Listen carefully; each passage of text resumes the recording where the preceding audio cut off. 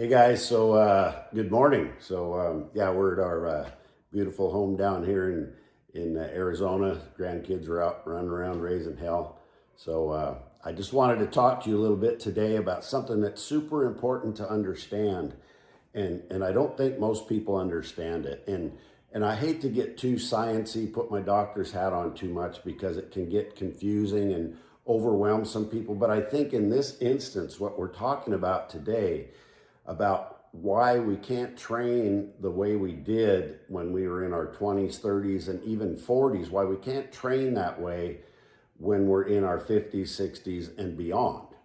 And you just, if you do things the same way, you will not get the same result. And I know there's people out there, that's why I started this business, because I felt so bad for these people that were out there in the gym, doing the work, doing what they thought was the right thing to do and not getting any results.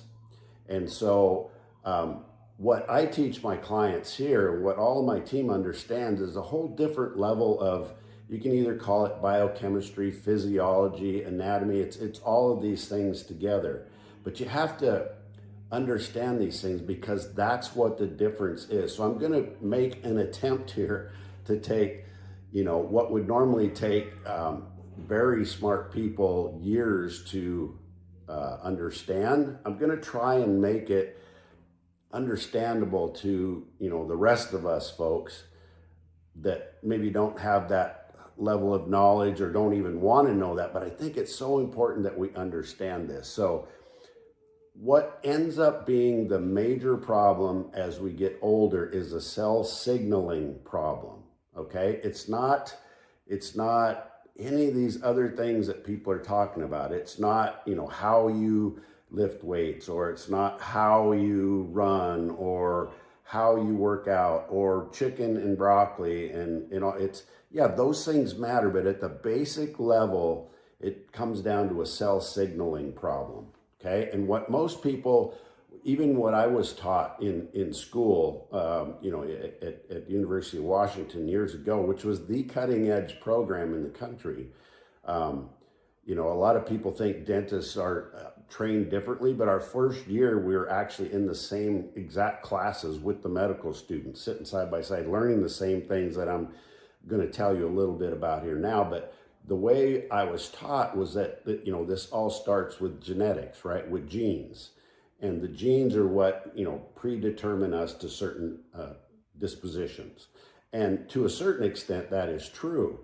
But here's what ended up happening is you could take, if we break this down to the cellular level and you take a cell and you actually took the nucleus out of it, which is where the DNA is, which is most people considered was the brain of the cell.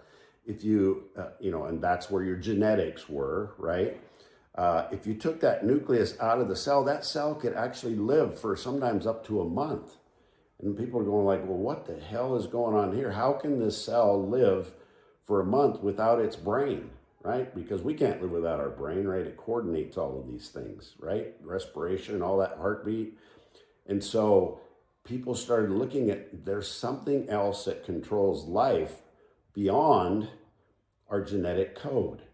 The other thing that happened about that same time is they were doing this, and I write about this in my book, but they're doing the Human Genome Project. So they thought that genes controlled everything. If we just knew what each gene was and what it controlled, then we could fix everything. And any disease, we would just have to fix that little genetic sequence that was out of whack. And so they estimated that there should be about 120,000 genes, basic single-celled organisms, they found had like 20,000 genes, and they thought, well, we're so much more complex and complicated as humans, they estimated we'd have about 120,000 genes. So they go to the work to try to figure out the human genome, right, what our genetics were. And lo and behold, they found that, we had like 30,000 genes or less, not much more than the most basic of organisms. And so now you have to ask the question like, well, what's going on here? We're so complex. What's going on here? And it all comes down to cell signaling. Okay, that's what makes us different than anybody else. And so let me just get into the basics of cell signaling just a little bit. What I'm saying is we have a cell, and these cells have little receptor sites on it. You can think of the receptor site on the outside of a cell as a lock on a door. And you have to have something, a signal from the outside environment that has the key to come unlock the door. And then what happens is really fascinating. So around every cell in our body, there's something called a cell membrane, okay? This membrane is so unique. It's called a phospholipid membrane. Now, again, that's a big word you don't have to remember, but the important part is that it's part oily and it's part water. And as we all know, oil and water don't mix, right? But there's this very elegant system that holds this membrane together, where there's a phosphate part of that, a water liking, or you could say hydrophilic part of that sticks toward the inside of the cell, and there's a phosphate group, which is water liking, that sticks toward the outside of the cell. And in between, all the way around the cell, is a lipid membrane, hence the name phospholipid membrane. And they're together. And what happens is, it's not the DNA, it's not the nucleus, it's the signaling. So when the key comes into the lock, it opens up, there's hundreds of thousands of little channels in every cell, these little channels that are either locked closed, or the key can open it up. So when the key comes into the lock, opens it up, then things can pass into the inside of the cell, and those become the signal that signals our DNA to produce a certain protein to get a certain outcome. Okay, so like I said, I don't want you to get lost too far in the weeds here, but it's really important to understand that our genetics don't control these outcomes. Our genetics are just the code.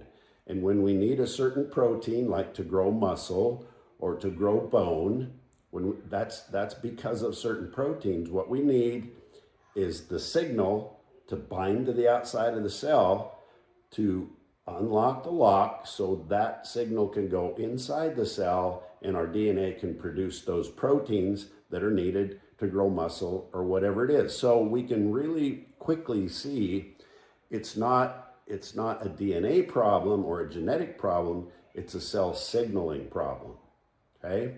That's super hard, super difficult to grasp for a lot of people, but that's the reality, okay? And so, we can talk about, hormone levels, and we can talk about, like, say, chicken and broccoli and training and all those things, but at the very basic level, it comes down to cell signaling. Now, why are people having trouble now that they're getting older? Why do the same things they used to do that could help keep them in shape, why do those things no longer work? Or why do they not work as well? And why do these people that, they've been going to the gym, they're doing the same thing, they're grinding, in fact, they're grinding harder. And we've talked about, these guys that are 20, 30 pounds overweight running on a treadmill, and just because that used to work when they were in their 20s and 30s, but it doesn't work anymore. And I want to give you one more analogy. Like I said, I don't want to get too far into the science weeds, but it's really important we understand this. So let me give you one other analogy. If I wanted to drive, say, from California to Florida, which it seems like a lot of people are getting out of California going to Florida, but that's beside the point. If I wanted to do that in the most efficient manner, using the least amount of gas and getting there in a decent amount of time, and very efficiently, how would I do that? Would I take my big crew cab diesel pickup, or would I take a Volkswagen that gets 30, 40 miles to the gallon? Okay, I'd probably, although I would rather not, I would probably take the Volkswagen if my goal was to get a long distance with the most amount of efficiency. And what does that tell us? We need something that's got a really small engine. What is the engine of the human body? It's muscle, right? So we need a really small engine. We'd need something that was really efficient, that could go a long way. So what else would we need? We'd need a small engine, and we want the car to be fairly light, right? Because it's just got to be heavy enough to get us from point A to point B. So I think you can see, if you just use that analogy, do you want to have a Volkswagen body? You know, because that's what you're going to get if you want to go a long distance very efficiently. My analogy would be running and running and running on the treadmill. What signals are you sending to the cells? You're sending signals to the cells that we need to make the motor as small and efficient as possible. So we need to decrease the muscle mass. We need to decrease the bone density. And that way we'll get from point A to point B in the most efficient manner. Does that mean the vehicle is the strongest, most robust? And if I want to pull a horse trailer from California to Florida, I want something strong and robust. I want my diesel pickup, okay? And that requires a whole different set of things that we do at the gym to create a diesel pickup type of a body instead of a Volkswagen, okay?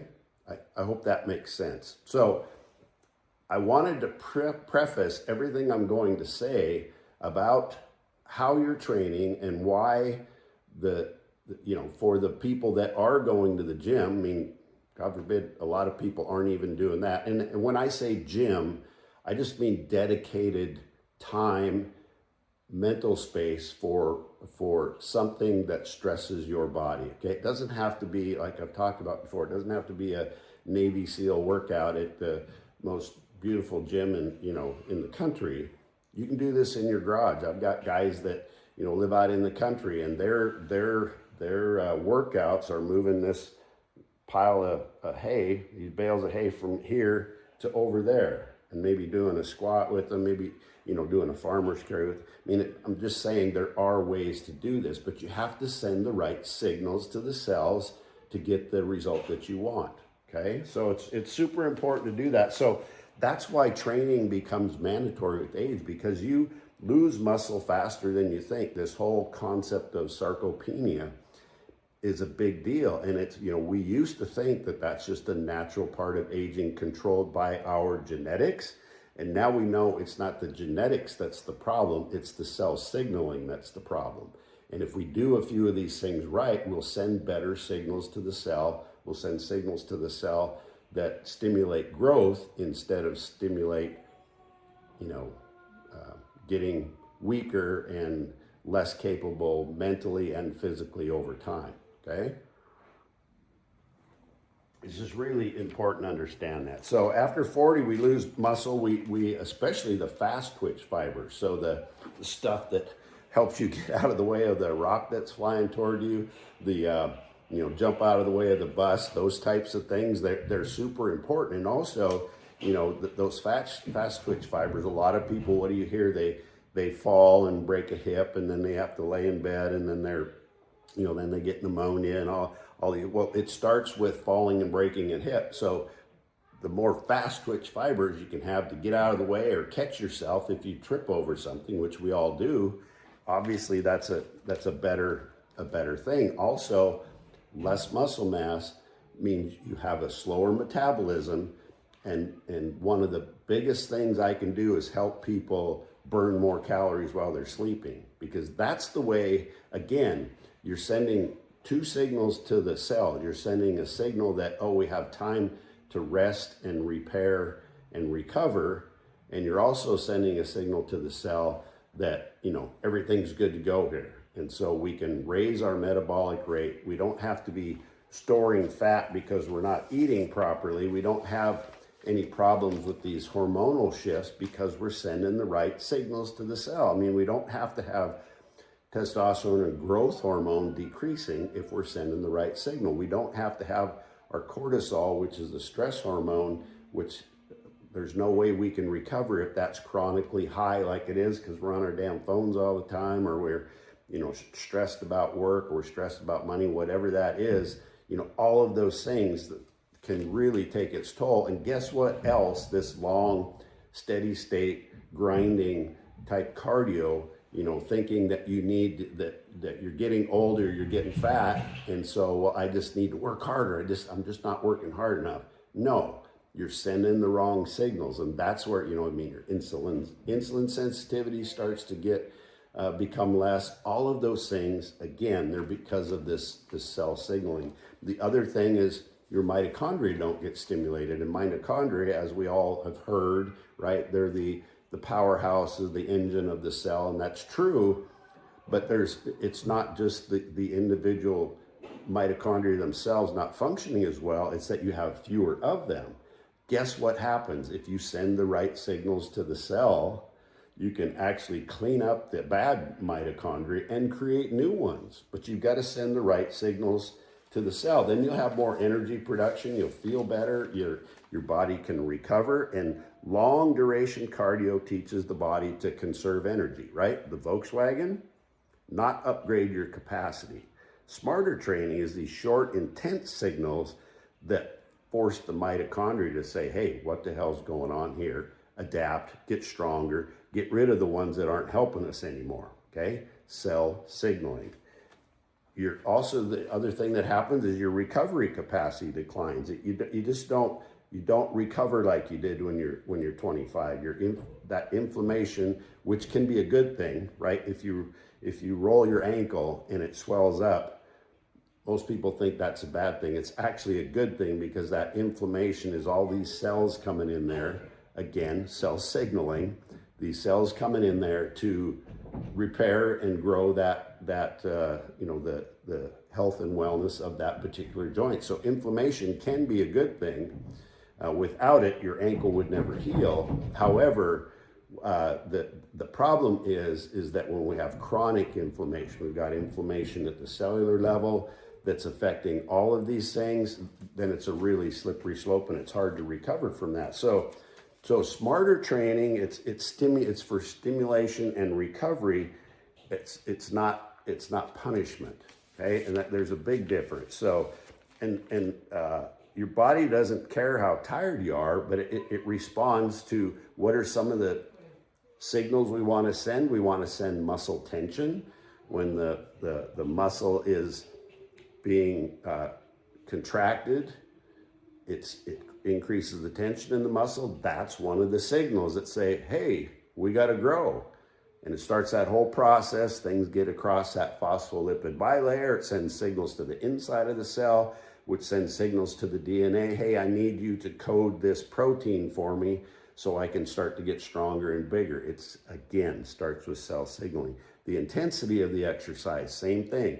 It sends a different signal to the cell, okay? So it's these novel type stresses in controlled doses.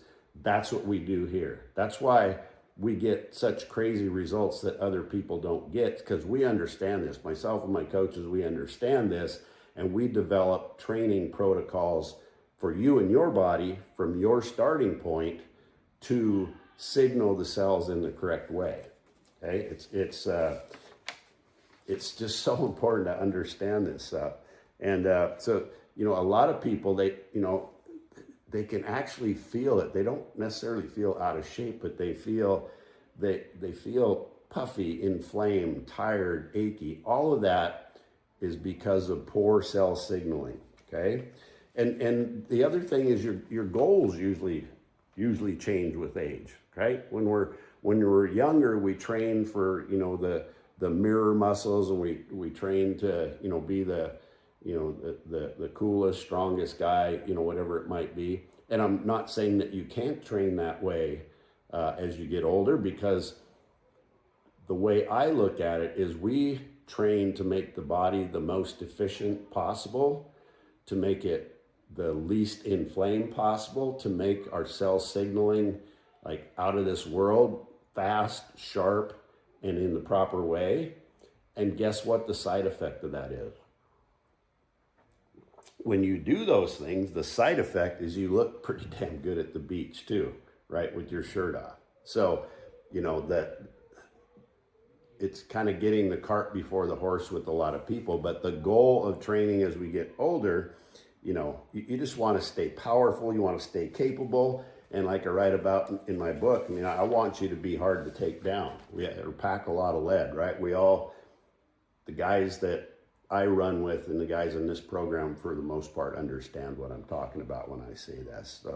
So the bottom line is your body doesn't fail as you age. It adapts to the signals you give it, okay?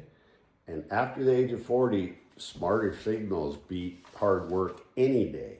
So if grinding harder still worked, right? Because grinding harder can work because your body's, when you're younger, your body's getting these signals anyhow, or the overwhelming amount of those signals are going to be okay because your cells are still functioning really well. You don't need the same inputs necessarily. That's why we all see these people that in their 20s and 30s were just jacked naturally. Didn't even have to go to the gym, right? Eat pizza every night, right? We saw those people, but you look at them now, and if they didn't change those habits, they didn't change those signals, what do they look like now? I think you know that. So after 40, the answer isn't more miles, it's a better strategy, okay? And that's, if you're done fighting your own body, if you're ready to rebuild it, if you really want to understand how this cell signaling works, comment no more. Okay, I'm just telling you, if what you're doing isn't working, right? We've all heard this. The definition of insanity is doing the same thing over and over, expect a different result. The reason you're working harder and harder, and it seems like you're going backwards health-wise, and you've all felt it. If you're not doing these things, I know, because I worked with hundreds of men that have felt this and continue to feel this. And when we flip those switches on and we start signaling the cells in a better way, it's absolutely life-changing in every aspect of mental acuity, joy for life, zest for life. Your body just starts to get back to what it used to be. You can do things that you used to enjoy that you thought you wouldn't anymore because you're just too tired and inflamed. Man, when you turn that train around, it's money. That's why I'm so passionate about trying to help people understand this. So if you're ready to draw the line in the sand, comment no more. If you have more questions, intrigue about this whole cell signaling thing, send me a comment. I'll be glad to have a one-on-one conversation with you about it. This is so important to understand, and I promise you, nobody else is talking about this stuff because it's really hard to understand. I just kind of gave you the 30,000-foot view of that, but this is where the future of health and wellness is. And you will see it. You'll start to hear it in more places. People start talking about it because it's becoming more mainstream, just kind of like protein, right? And all this protein stuff, and we don't need to get into that, but yeah, you're going to hear more about it, but this is, we've understood this stuff for years now. And so if you want to get to the basics of it and turn that train around, we're the right place for you. So like I say, send me a DM. I love to talk about this stuff. My purpose is to help you remain strong and vibrant and capable and hard to take down and be able to pack a lot of lead, to age with your boots on and not a bunch of people run around in their slippers. You're in the right place if you want to talk about that. So thanks for listening today. I appreciate all of you. And like I say, reach out if you have any questions or you want to draw that line in the sand. So take care.